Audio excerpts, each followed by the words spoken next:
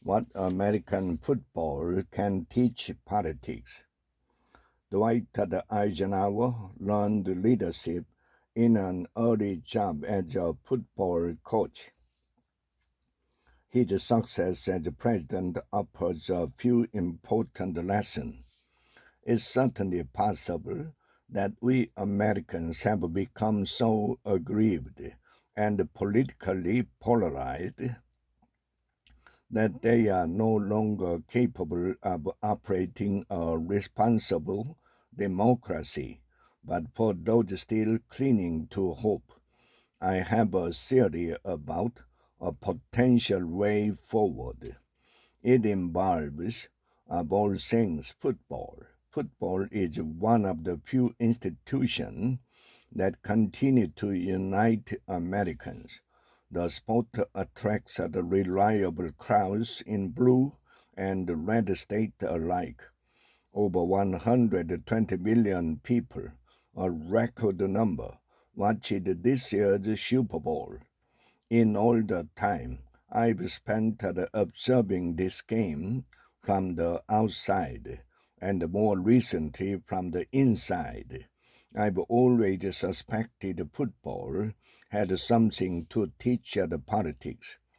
The answer finally revealed itself during the Democratic National Convention in August, when Kamala Harris did something unconventional. In her acceptance speech, she referred to her running mate as Coach Tim Walz, suggesting that voters might be less enthusiastic about meeting the governor of Minnesota than meeting the former defensive coordinator of a high school football team that won the state championship. During Mr. Walz's acceptance speech the night before, the delegates had decisively confirmed this assumption by erupting into a spontaneous chant of "Coach, Coach, Coach." That's when it hit me. Americans are tired of being led, but they are genuinely open to being coached. Think of the advantages of a coach-in-chief. The great coaches I know are obsessive about strategy, but they also know how to delegate.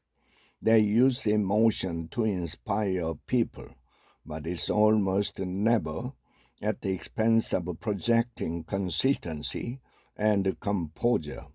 They tend to over communicate and they avoid trafficking in fear. They understand there are no style points in football. All that matters is the final score. And they know that anything can happen on the field. So you must be prepared to pivot and be willing to compromise. And you cannot be too precious about your principles. When you are winning, you should take a step back and let the players own it. This sounds like a blueprint for a politician who could unite us in ways we have not seen for a very long time.